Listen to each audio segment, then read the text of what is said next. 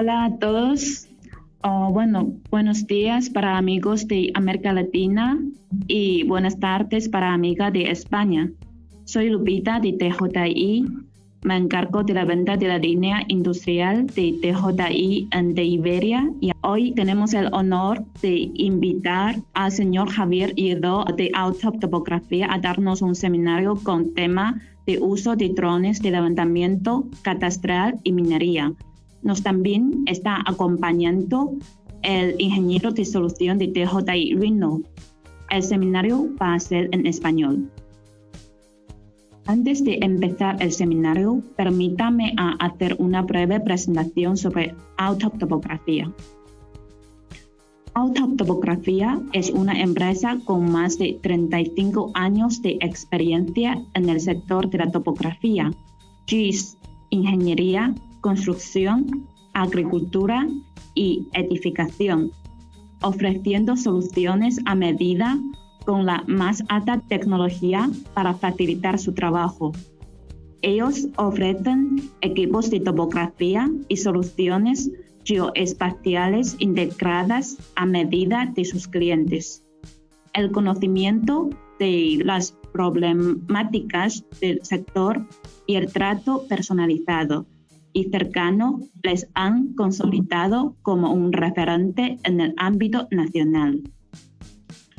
Javier Lledó, asesor comercial de la gama DJ Enterprise dentro de Autop Topografía en el ámbito de España y asesor técnico de grandes cuentas en el sector geoespacial de la topografía, cartografía y geodesia.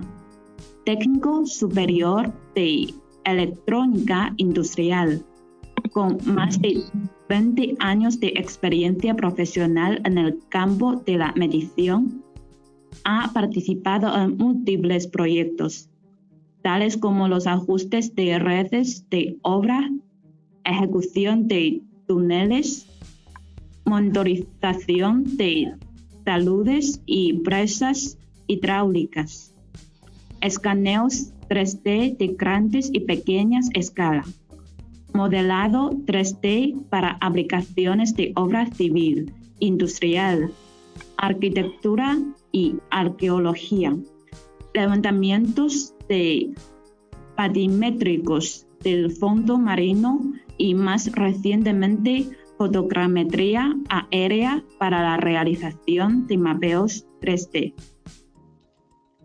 Bueno, vamos a invitar a Javier para empezar la presentación.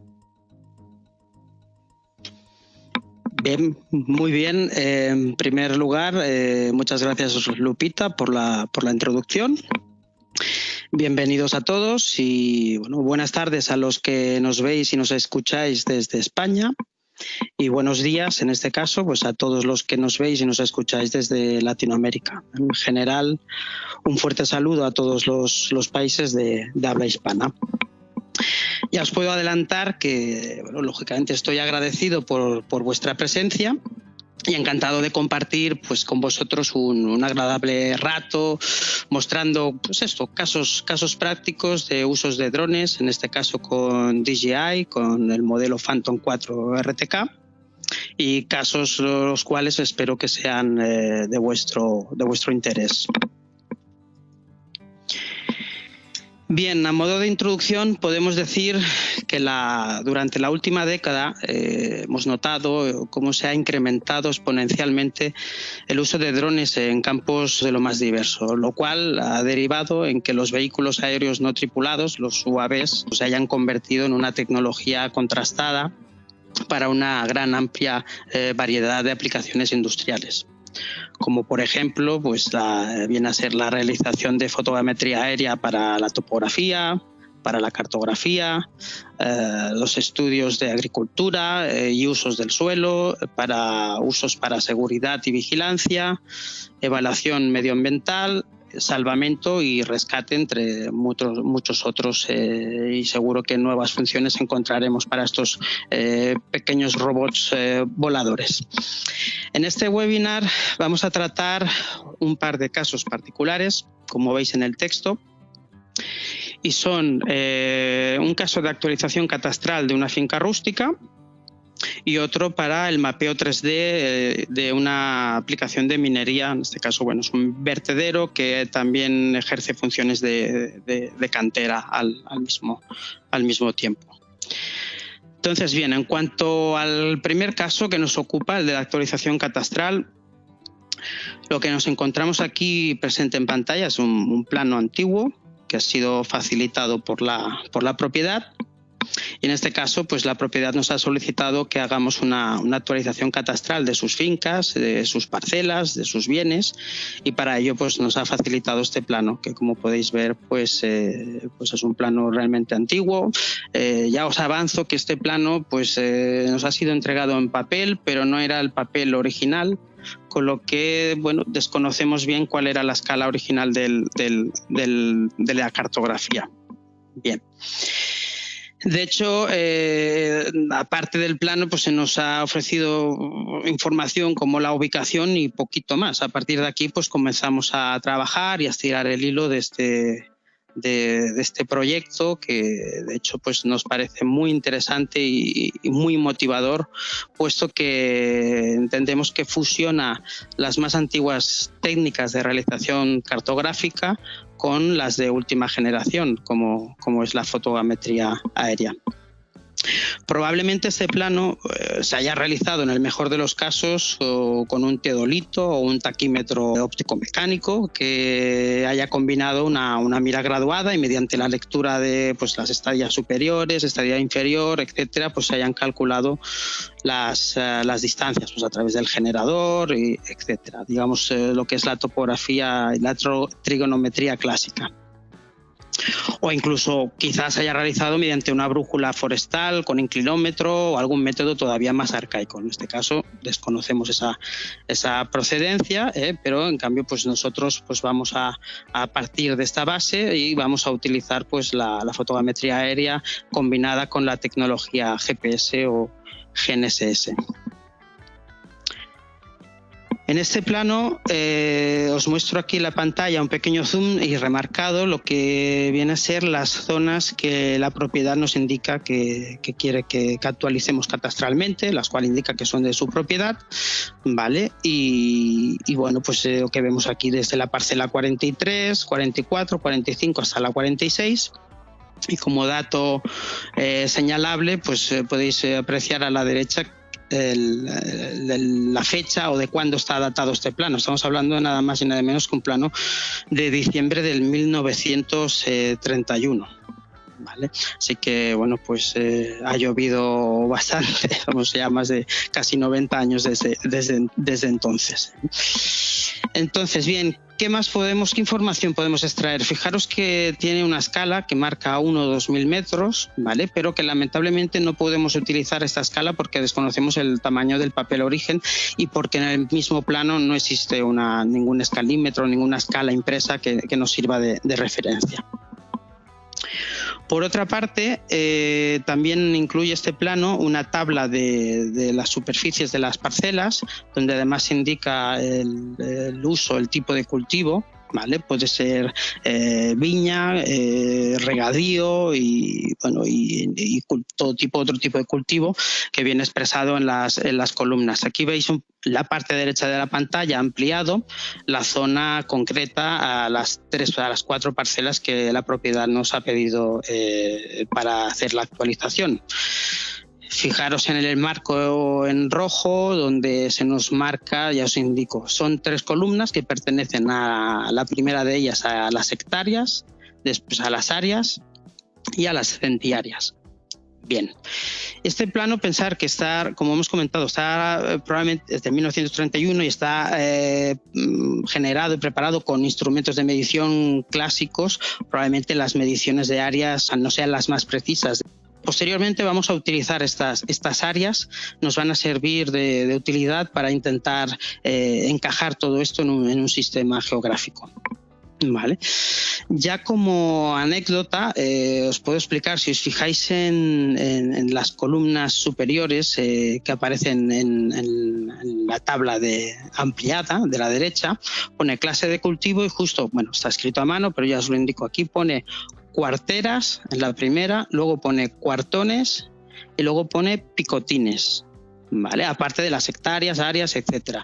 Entonces, como anécdota os puedo explicar que las cuarteras de terreno es una unidad de medida antigua que básicamente parte de, es curioso, ¿no? Porque parte de un cubo de madera cilíndrico que se utilizaba, entre otras cosas, para medir el grano, el trigo, ¿no? en el momento de la siembra.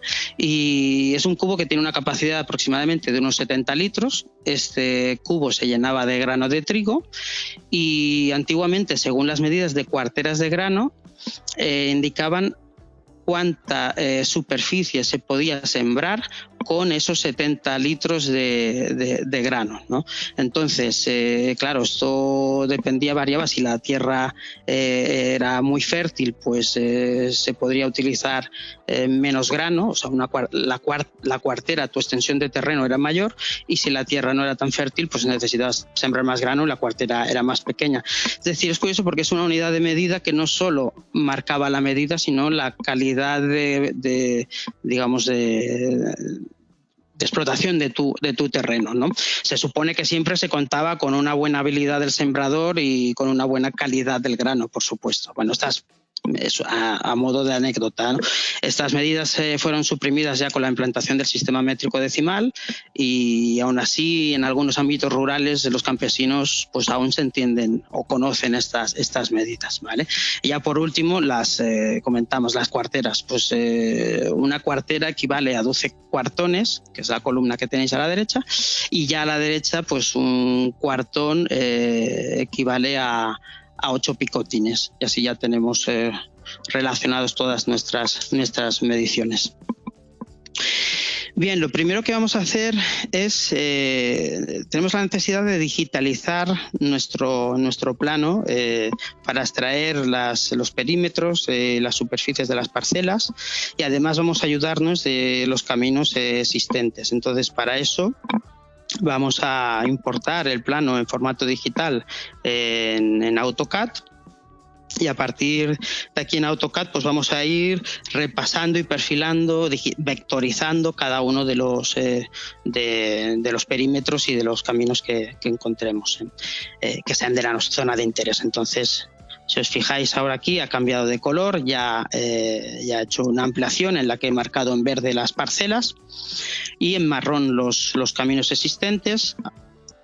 Ahora le aplicamos una transparencia para que lo veáis todavía mejor, y ya por último nos encontramos con el resultado. Ya hemos digitalizado nuestro plano.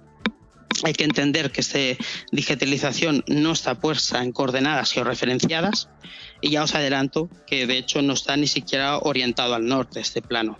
Este plano está orientado al oeste, por lo tanto habrá que hacer un giro.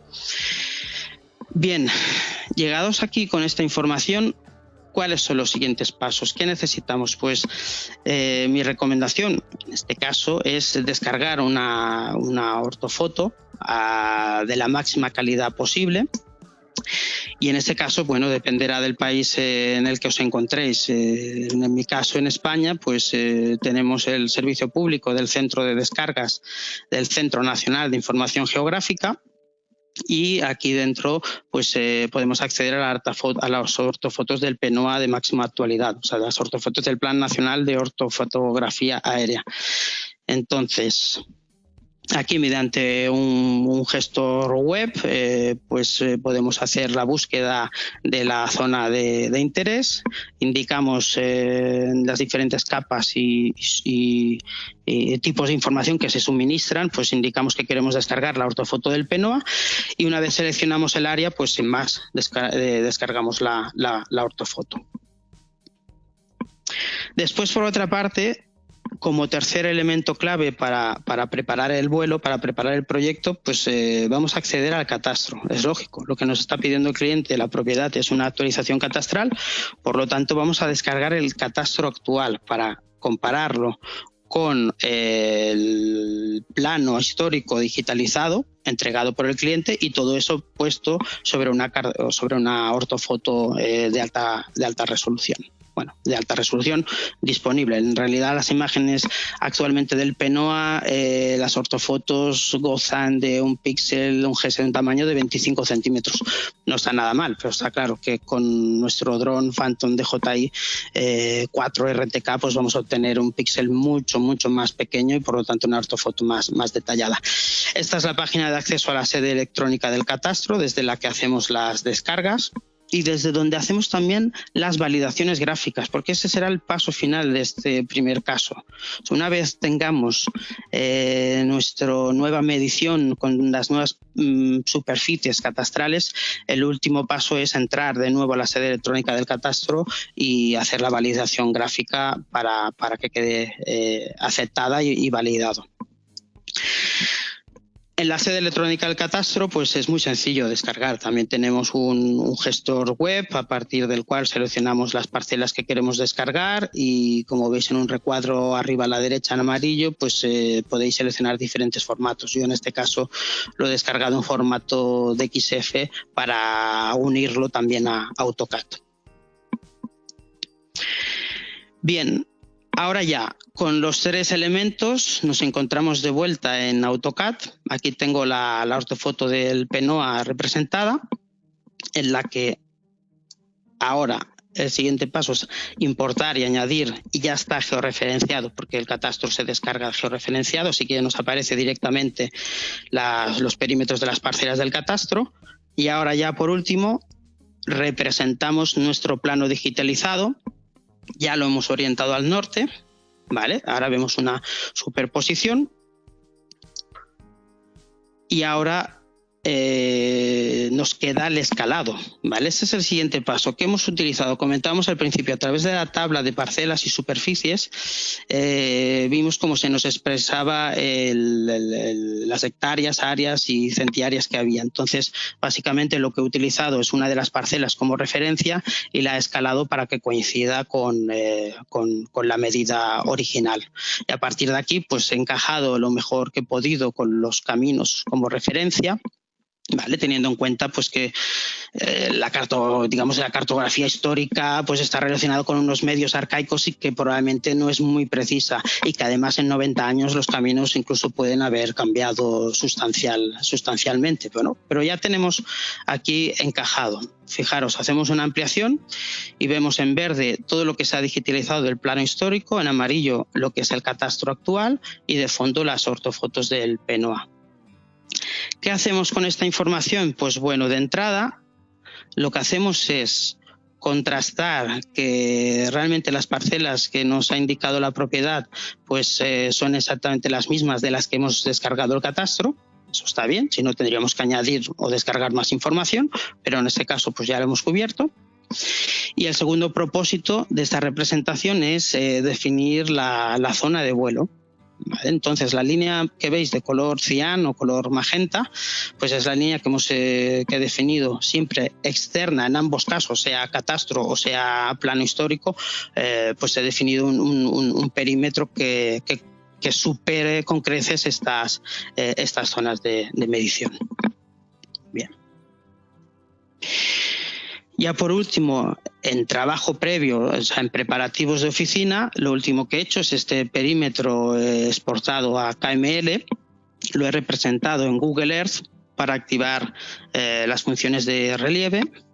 Y así de esta manera pues ver si realmente, porque yo no me he desplazado todavía al terreno, desconozco, entonces necesito saber cómo es la orografía del terreno y en este caso pues el modelo DSM que ofrece el Google Earth es más que suficiente para hacerme una idea. Ya veo que hay un gran relieve, que hay diferencias de cota, ¿vale? Y por lo tanto vamos a optar por descargar un modelo digital del terreno para hacer un vuelo adaptativo.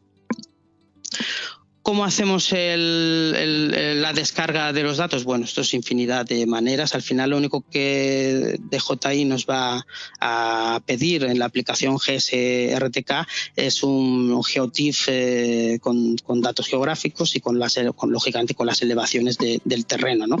Entonces yo os propongo aquí hacerlo, en mi caso así lo he hecho a través de QGIS, que es un open source, y que realmente es muy potente y tiene múltiples funcionalidades, y entre ellas pues tenemos un complemento que podéis instalar libremente, que es el SRTM Downloader, el Satellite Radar Topography Measure, y es un proyecto de la NASA en el que tiene todo el globo terráqueo modelado con un modelo digital de superficies y además pues con han ido mejorando con el tiempo la resolución. Ahora actualmente tiene un paso de malla de 30 metros, es decir, tenemos una cuadrícula o un punto de elevación conocido cada 30 metros. Entonces, sin más, sobre la ortofoto, que también se carga en QGIS, cargamos el KML, lo tenemos en rojo de fondo, definimos la zona de descarga en SRTM, y una vez lo tenemos, pues se nos representa también en una leyenda de colores. Aquí vemos el mapa con las diferencias de elevación. Bien, a partir de aquí ya tenemos toda la información que necesitamos para planificar el vuelo, que viene a ser el KML con el perímetro del vuelo y el DSM para hacer el vuelo adaptativo. Entonces, desde Phantom 4 RTK, vale, nos vamos a la parte de importación de modelos de superficie. Tenéis que colocar el modelo digital en los archivos en una tarjeta SD o micro SD que vais a colocar en el remote controller en uno de los lectores de tarjetas que tiene laterales. Importamos el DSM. Después hacemos lo mismo homólogo para el caso del KML, también lo importamos. Y iniciamos una planificación de vuelo de terreno adaptativo, que es la que veis a la parte derecha. Entonces, ahora dentro de nuestro plan de vuelo seleccionamos el DSM y ya se nos representa en el mapa de colores también, ahora ya dentro de la aplicación de JTI. Después seleccionamos el KML, ahora aquí está de fondo, está detrás del renderizado del mapa, pero enseguida lo vamos a ver. Y ya una vez tenemos ambos, pues lo que estáis viendo en pantalla es la planificación del vuelo. Por último, nos queda simplemente orientar las pasadas si queremos cambiar su orientación, modificar la altura de vuelo, la velocidad de vuelo, la imitación del terreno adaptativo, como queremos que sea de fidedigno a ese modelo que hemos cargado, y configuraciones de disparo, puede ser tiempos de exposición, etcétera, múltiples opciones que hoy no vamos a entrar por cuestiones de tiempo en todas ellas. Pero sí es interesante que veáis aquí en pantalla cómo ya se muestra lo que es la trayectoria del vuelo, las trazadas en color amarillo, ¿vale? Y en la parte inferior veis un perfil longitudinal con una línea superior en rojo. Esa línea es lo que es la altura de vuelo que hemos configurado a 50 metros y es la adaptación al terreno, que se ve justo debajo en líneas en colores verdes y conforme más alta es la elevación son colores más cálidos. O sea, sin necesidad de ir a campo, ya todavía en oficina, en los preparativos, pues ya podemos confirmar que hemos cargado correctamente el modelo digital y que hemos cargado correctamente el sistema KM, el perímetro de vuelo. Bien, ahora ya sí, una vez en campo, aquí me tenéis tomando puntos, midiendo puntos de control.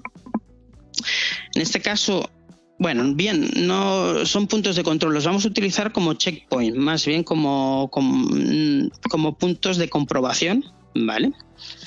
Lo hemos realizado en este caso con un receptor de terceros, pero bien podría haber sido perfectamente con la propia base de RTK2. Ya sabéis que en las últimas actualizaciones pues, ha habilitado la función de poder utilizarla como un equipo rover. Vale, entonces, hemos repartido una serie de puntos que van a ser capturados en las imágenes para que posteriormente en el software de aerotriangulación pues podamos comprobar las calidades de nuestro trabajo. Vale. El siguiente paso, después de montar los puntos de control y medirlos, es colocar la base. Y aquí me veis pues en plena instalación y con su trípode. La base de RTK2 pues integra un trípode de aluminio extensible con un jalón también, para que así hagamos la doble funcionalidad de base o rover, y bueno, pues es un receptor multiconstelación. Vale. Fijaros esta maleta azul que veis, esta funda, es una adaptación que Altop Topografía ha desarrollado especialmente tanto para lo que es la base de RTK2, para los estuches para el transporte, y así como también lo hemos hecho para la maleta propia del dron, que ahora veréis en las siguientes imágenes. Entonces, pues bueno, son unas fundas que convierten el equipo en una mochila y que hace que sea muy fácil y muy cómodo su transporte, y que bueno, que en nuestro website podréis ampliar información si estáis interesados. Y ya por otra parte, pues bueno, como no en tiempos de COVID, aquí me veis aunque sea en campo abierto, pues con la mascarilla. Ya aprovecho para pues eso, desearos a todos mucha salud y que seáis muy precavidos y que pasemos esto entre todos. Vamos a continuar. Ahora ya, con la base montada, lo que vamos a hacer es configurar la base de RTK2 y le vamos a dar coordenadas. Fijaros ahora en la imagen de la izquierda, incluso la del centro, pues esta es la funda que hemos preparado para transportar el dron. Vale. En la derecha ya tengo el controlador en mano. Vale. Y lo que vamos a ver ahora es cómo configuramos la base de RTK2 para ponerla en modo rover. Vale. Nos vamos a conectar a una estación de referencias y vamos a medir el punto preciso de la base.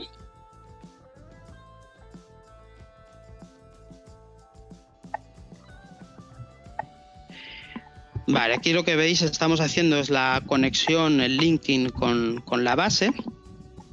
Vamos a decir que lo vamos a hacer a través de una red network RTK. En este caso nos vamos a conectar a la red del IGN del Instituto Geográfico Nacional de España. ¿Vale? Y de esta manera obtendremos solución VRS de precisión pues milimétrica dentro de lo que se nos puede ofrecer con un RTK. Así mediremos las coordenadas de la base. Ahora le acabamos de indicar que queremos un custom network, ponemos parámetros como el password, usuario, IP, puerto, etcétera, y nos vamos a las opciones de medición. Esto es en planificación y Walk with Handhelp. Fijaros abajo, ya nos está mostrando abajo a la izquierda la precisión. Estamos pues 0,9 centímetros, 0,9 tanto en longitud, latitud, elevación. Ahora veis a la derecha la columna con el estado de satélites. El RTK Diagnosis correctamente, GPS GLONASS, Galileos, etcétera. Y ya una vez aquí vamos a Set Point.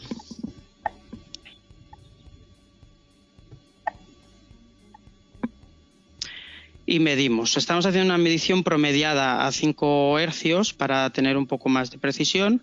Vamos a poner un código para recordar, si es que tomamos más puntos, pues identificar que este es el que pertenece a la base.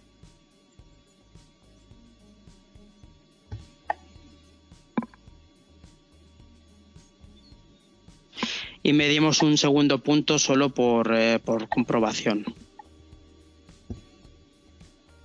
Le damos un nombre al archivo resultante y por último pues ya estará listo para ser exportado. Y ahora ya con la base configurada, en la que hemos medido en RTK conectados a una red de estaciones de referencia y hemos medido la coordenada precisa, pues hemos impuesto esas coordenadas y estamos listos para despegar. Vale, entonces, lo que vamos a ver ahora es un vídeo del despegue de la aeronave.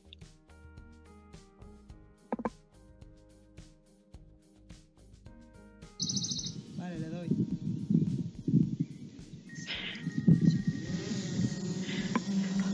Pues como la aeronave está despegando, en la parte inferior derecha de la pantalla veis exactamente lo que yo veo en pantalla en el momento de vuelo.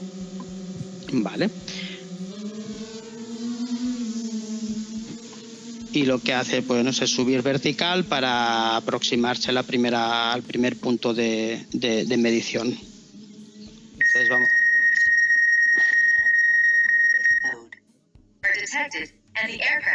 Vale, nos da una serie de indicaciones, pero todo está bien y ya se está desplazando a alta velocidad, casi 50 kilómetros por hora, a la zona del primer punto de medición. Fijaros que cuando llega, el gimbal pone el ángulo a 0, lo pone mirando hacia abajo, bueno, a 90 grados, y ya comienza a hacer las mediciones. Bien. El siguiente paso, una vez hemos visto el despegue, creo que consideraba que es una parte importante que veáis, pues vamos a ver cómo se realiza el vuelo adaptativo.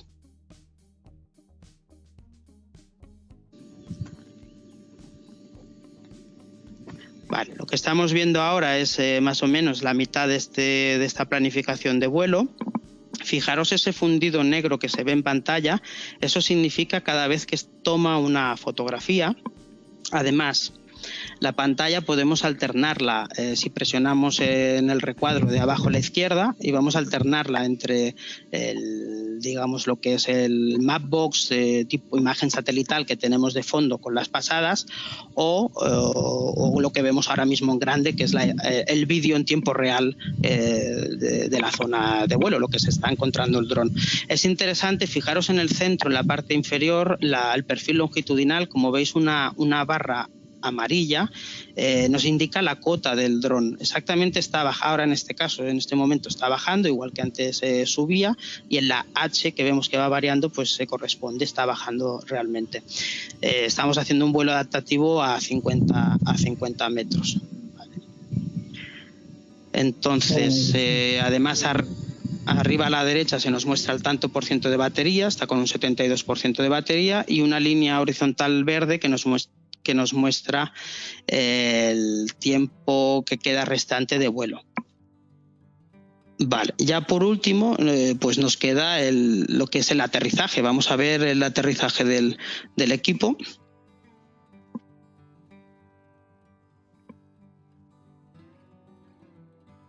Ok.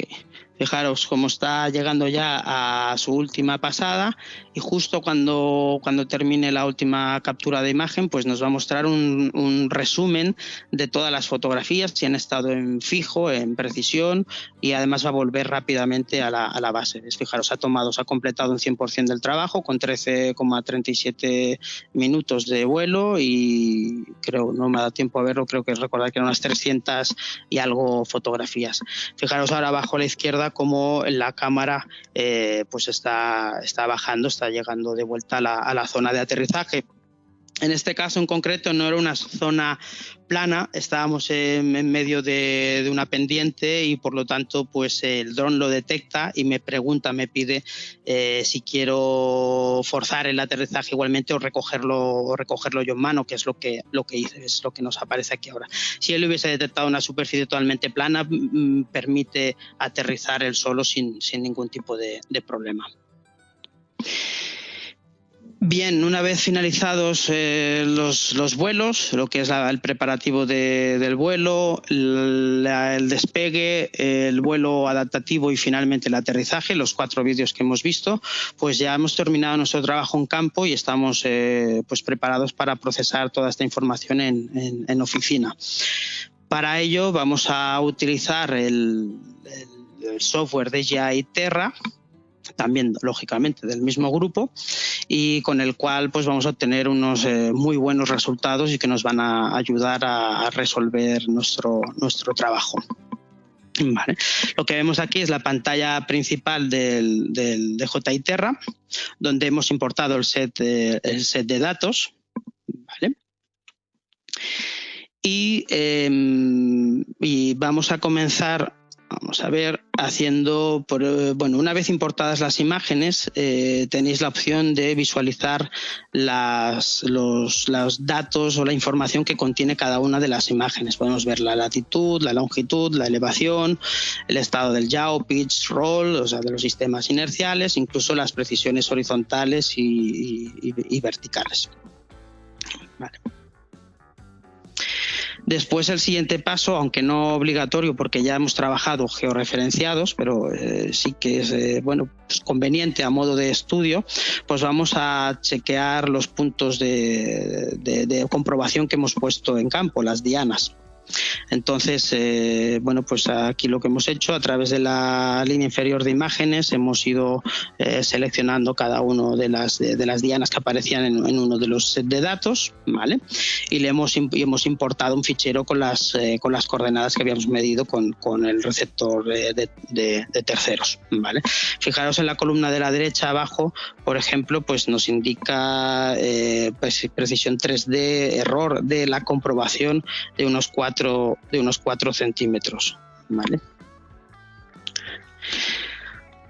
Ok, este sería el punto 1. Tenemos lo mismo para el punto 2, precisiones en torno a 4 centímetros. Fijaros que aquí, ojo, no lo estamos forzando las coordenadas de nuestra aerotriangulación a estos puntos. Los hemos dejado libres, por eso es un checkpoint. Si lo hubiésemos puesto como punto de control, sí que estarían fijadas. Ahora solo queremos comprobar cómo de diferente se encuentran nuestro sistema de retecados georreferenciado con los puntos que hemos puesto. Y ya por último el cuarto punto que hemos hecho.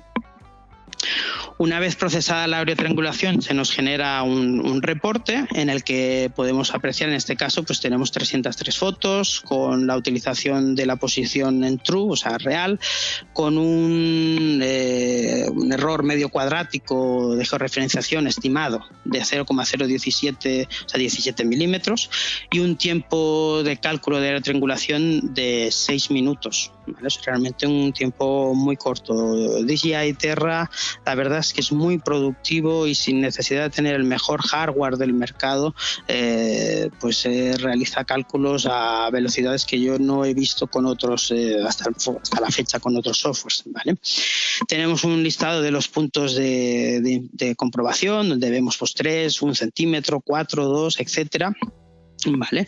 Tenemos arriba a la derecha el RTK Status, nos dice que todas las imágenes de 303 han estado tomadas en fija, y luego ya el resto pues es información de la calibración de la cámara, los coeficientes de correlación y su matriz. ¿Vale?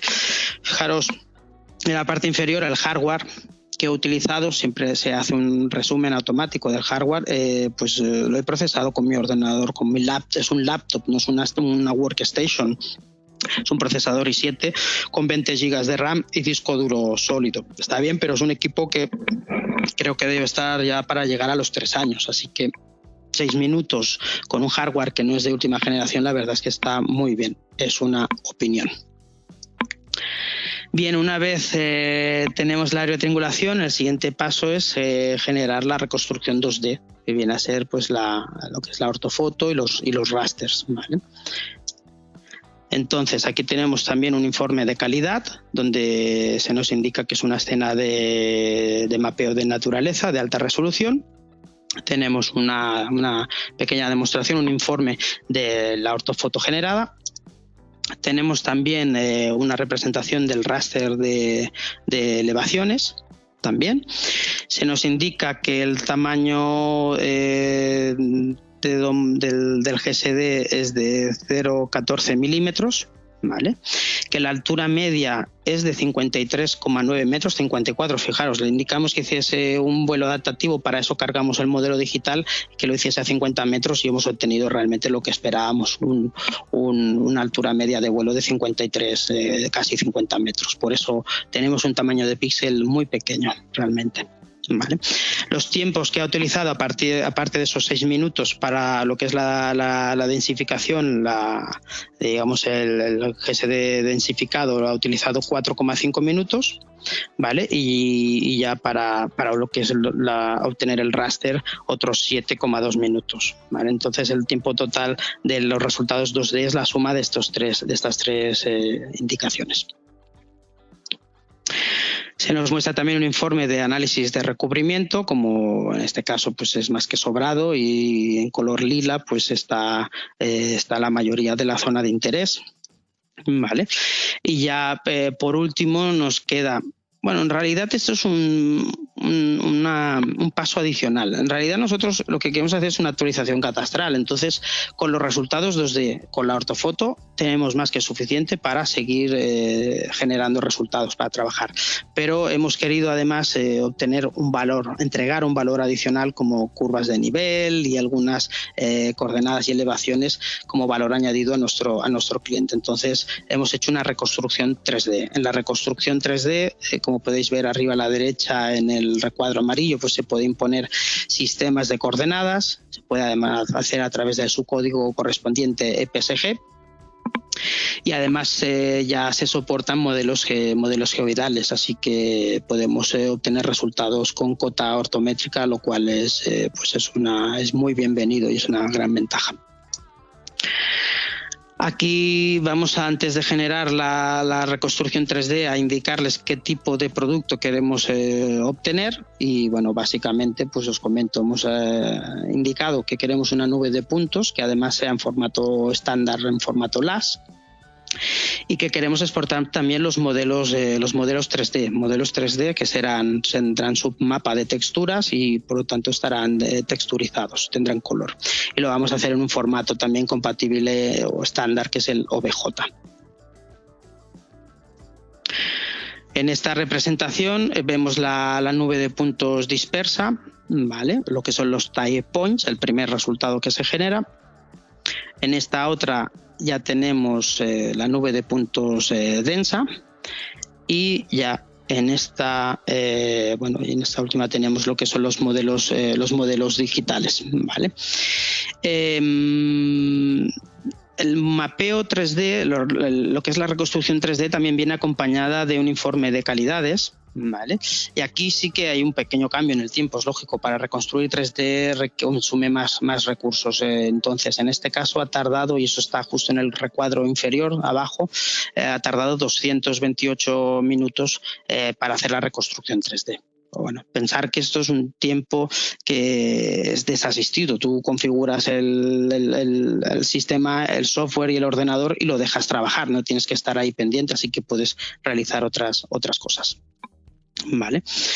Una vez ya generado el modelo 3D, igual que la nube de puntos densa, pues podemos hacer dentro de DJI Terra, ¿vale?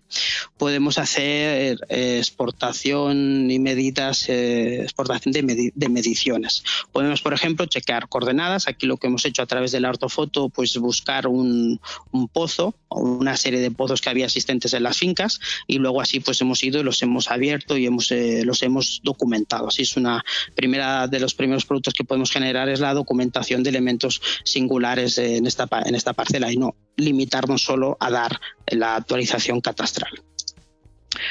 Tenemos también la herramienta dentro de Terra de cálculos de áreas, ¿vale? Y ayudándonos pues en las texturas, pues como veis, al tener la imagen, el color, todo, pues podemos definir, interpretar lo que es una zona de cultivo, de lo que es una zona forestal, y marcamos su perímetro y hacemos mediciones de áreas. Y también, por otra parte, de la misma manera, con las mismas herramientas de selección, pues también podemos calcular volúmenes a través de un plano medio, un plano bajo. Hay diferentes funcionalidades dentro del programa para calcular volúmenes directamente de los modelos 3D. Repito, esta última parte no era la idea inicial de una reconstrucción o de una actualización catastral, pero es un valor añadido, porque al final el vuelo ya lo tenéis hecho, así que os cuesta entregar un valor. A lo mejor podéis incluso cotizarlo o fidelizar a vuestro cliente, porque otros no le entregan este tipo de valor añadido, ¿vale? Estamos ya en la fase de resultados. ¿Qué hemos hecho? Bien, tenemos una ortofotografía de píxel de creo que eran 17 milímetros, o sea, un píxel muy pequeño, muy detallado, con el que podemos comenzar, llevando a AutoCAD esta ortofoto, podemos comenzar a vectorizar, ¿vale? Entonces vamos a digitalizar de nuevo todos los perímetros en las zonas donde son zonas abiertas, donde hay caminos, donde hay zona de cultivo. Pues la ortofoto nos va a servir muy bien para definir los perímetros y las zonas. En la mayoría de casos vamos a apoyarnos en la ortofotografía obtenida a través de DJI, ¿Vale? Y en algunas otras zonas, en este caso, en la que estamos en un bosque, ¿no? Hay una zona forestal, pues bueno, la vegetación densa y los árboles de alta altura pues no nos han dejado capturar correctamente el fondo de terreno. Entonces, aún así, lo que quiero decir es que aún así con todo la ortofoto nos va a ayudar, porque vamos a superponer las parcelas, vamos a analizar cuáles son por lo menos los mejores rutas, los mejores caminos de acceso a esas zonas que no hemos podido definir desde el aire, ¿vale? Y vamos a hacer un apoyo, un trabajo de campo, donde vamos a ir con un receptor GPS para hacer la parte de la medición final. Es lo que veis en este recuadro en negro. A la derecha pues pone fita, pues esto es una medición realizada con un receptor GPS en el que se han medido digamos, los clásicos, los antiguos hitos. Hemos buscado las piedras que marcan las delimitaciones de las parcelas. Vale. Entonces, ya una vez con todos nuestros perímetros, nuestros nuevos perímetros de las parcelas, lo último que nos queda por realizar son la exportación, la generación de los archivos GML. Vale, GML, pues para los que no lo saben, pues es el acrónimo de Geography Markup Language. Es un sublenguaje del XML que contiene información geográfica como el sistema de coordenadas. Y es el formato en España que utiliza el catastro para actualizar pues su información geográfica. Entonces, este perímetro, este conjunto de parcelas en la que ya veis la referencia catastral en rojo y veis el valor de la superficie, pues se exporta en GML y ya por último pues nos queda llevarlo de nuevo al catastro para hacer la validación. Vale. Estamos en el resumen, ya tenemos nuestro trabajo, lo hemos subido al catastro y hemos entregado nuestras parcelas a nuestras nuevas mediciones a la propiedad. Entonces es momento de sacar conclusiones. Vamos a ver, en cuestiones de tiempos, en esta tabla vamos a hacer una suma. Si nos vamos al total vemos 353 minutos, o sea, 6 horas lo que es todo el trabajo, sí, pero con sus condicionantes. Entonces, lo que es la digitalización que hemos hecho en un principio de planos nos ha llevado una media hora, ¿vale? Y caso concreto de este trabajo, de este bonito trabajo clásico en el que utilizamos un mapa histórico, ¿no? Pero en situaciones normales pues la propiedad nos va a indicar más o menos dónde está la zona y lo buscaremos directamente del catastro, no tendremos que hacer la digitalización. Pero bueno, aquí tenemos esos 30 minutos. Después otros 15 minutos en lo que es la descarga de la ortofoto del PNOA y del catastro actual, y otros 10 minutos en lo que es la planificación del vuelo. Vale. En cuanto a los trabajos de campo, pues hemos tardado en desplazarnos a pie a lo largo de la zona de vuelo unos 30 minutos para colocar los puntos, los checkpoints y medirlos. Hemos apenas tardado 5 minutos en configurar la base de RTK2 para que tomase coordenadas precisas, y el tiempo de vuelo apenas ha sido 15 minutos para hacer ese vuelo adaptativo con más de 300 fotos. Luego ya en oficina, el conjunto de solución de reconstrucción 2D que hemos visto, que es la suma de la aerotriangulación, densificación y generación de la orto 2D, son 20 minutos, y la generación del 3D pues son esos 228 minutos, que como comentaba antes, repito, es digamos tiempo que no requiere de vuestra asistencia. Es desasistido, dejáis el ordenador y lo tenéis hecho, así que podéis utilizarlo para otros menesteres. En cuanto a las conclusiones, ¿qué obtenemos gracias a la utilización de DJI Phantom 4 RTK, o sea, de la utilización de fotogrametría aérea? Pues bueno, una reducción de tiempos en la actualización catastral, tener solo que recorrer a pie las zonas donde puede haber dudas porque quizás había vegetación alta, eso es otra.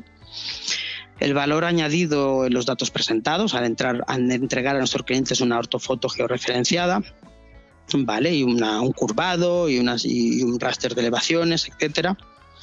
Estamos documentando la propiedad en un sistema georreferenciado, eso es importante. Estamos documentando el estado exacto en una fecha determinada. Eso también está muy bien, porque luego, pues lógicamente, con el tiempo habrá modificaciones en esas parcelas, ¿vale? Y hacemos también una identificación de los usos del suelo. Al tener las texturas podemos determinar qué es cultivo, incluso qué tipo de cultivo, podemos determinar qué es forestal, qué son caminos, qué son pistas forestales, etcétera. Y ya por último, pues la localización de elementos puntuales, hitos que sí que estén a la vista, pozos, como el ejemplo que hemos visto anteriormente, etcétera. Vale. Así que con esta última slide hemos terminado el primer caso, que es el de la actualización catastral. Y pasamos al segundo paso, el de la utilización en minería, ¿vale? En este caso es un vertedero. Entonces, lo que estamos viendo aquí, por agilizar los tiempos que os agradezco que me estáis dando, ¿no? En este caso, y por agilizar, pues ya no vamos a repetir todo lo que es la planificación de vuelo, más los pasos en campo de vuelo, sino que vamos a ir al proceso de datos. En este caso, se trata de un vertedero que dispone de una instalación de eliminación de residuos inertes mediante su depósito. Y es un vertedero que actualmente está operativo y que además dispone de un plan de ampliación para poder verter otros tipos de materiales no peligrosos. Entonces, para la ampliación se ha propuesto utilizar un hueco de la cantera que ya está inutilizada y donde anteriormente se extraía roca conglomerática, y donde también se encuentran arcillas margosas que servirán para la futura impermeabilización. En definitiva, ¿qué es lo que nos interesa a nosotros como topógrafos para medir esta cantera? ¿El por qué? Pues la cuestión es que las obras que se van a hacer, ¿vale?, y la ejecución del vertedero y de la cantera, pues comprenden la construcción, la ejecución de taludes de explotación. Comprende el relleno de los materiales a eliminar, el aporte de tierra vegetal y la plantación y siembra de especies, la posterior plantación y siembra de especies vegetales adecuadas. Cabe decir que se trata de un vertedero donde principalmente los residuos inertes, porque se dedica exclusivamente a residuos inertes, pues son básicamente derivados de la cerámica. Vale. Y en este caso hemos hecho un vuelo a altura constante. Hemos determinado que no hacía falta, por los diferenciales de cota y el tamaño de píxel que se nos pedía, que se nos exigía, hemos determinado que no era necesario hacer un modelo adaptativo del terreno, así que hemos hecho altura constante a 90 metros. Y después, además, hemos utilizado, igual que en el primer caso, la base de RTK2, a la que sí hemos dado coordenadas georreferenciadas. Vale, entonces, una vez importado el set de datos, las fotos, podemos repasar sus valores individuales de sus fotocentros. ¿Vale? Podemos definir los puntos de control. También hemos utilizado cuatro puntos en este caso hemos preferido utilizar los de control en lugar de checkpoints, ¿vale?, para tener, bueno, una alternativa. Y lo que vemos aquí, pues, es el resumen de la calidad de la aerotriangulación. Tenemos un total de 445 imágenes, ¿vale?, en la que al utilizar en este caso puntos de control se deshabilita el posicionamiento de georreferenciación y se basa y se fija en la de los puntos de control. O sea, al final elegimos si queremos forzar la aerotriangulación a las coordenadas obtenidas en el vuelo, si lo hemos hecho todo correctamente georreferenciado, o si queremos que se base en los puntos de control, que sería como tradicionalmente se haría con otros sistemas que no tienen GPS de precisión, incluso que no tengan inerciales. El Phantom 4 de RTK lo tiene todo: GPS multiconstelación RTK e inercial. Bien, en cuanto a los resultados 2D, lo que veis aquí, pues, es la ortofoto de alta resolución del vertedero, en la que a 90 metros hemos obtenido un píxel de 25 milímetros, ¿vale?, y una altura media de vuelo de 92 metros, ya se ha aproximado lo que habíamos configurado en el vuelo. tiempos de densificación, tiempos también de la generación de la ortofoto, pues un poquito más, hay más fotos que en el trabajo anterior, pero vamos, tiempos muy, muy similares. El análisis del recubrimiento. Vale, y ahora ya estamos viendo aquí todavía dentro del software DJI Terra, estamos viendo ya las imágenes 2D de alta resolución. Vale.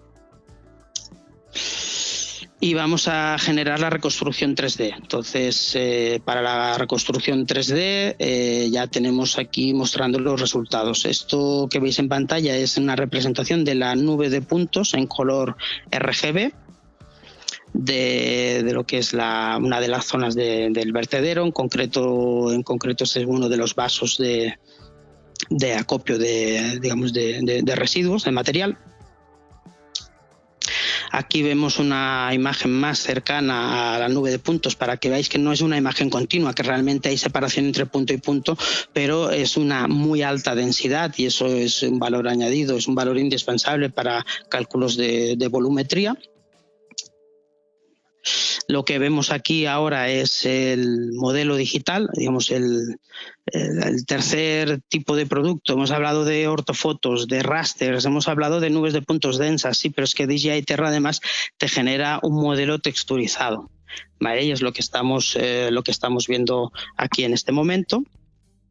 Y yo pues quiero aprovechar para pasar directamente a este vertedero dentro del software del DJI Terra en tiempo real y explicaros algunas pequeñas características de esta cantera. Espero que la estéis viendo correctamente.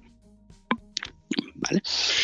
Entonces, fijaros, en el proyecto inicial de este vertedero se ha definido la construcción de un vaso en el que se ha hecho previamente una excavación y aquí es donde ahora se está rellenando de material de residuo inerte que proviene principalmente de la cerámica.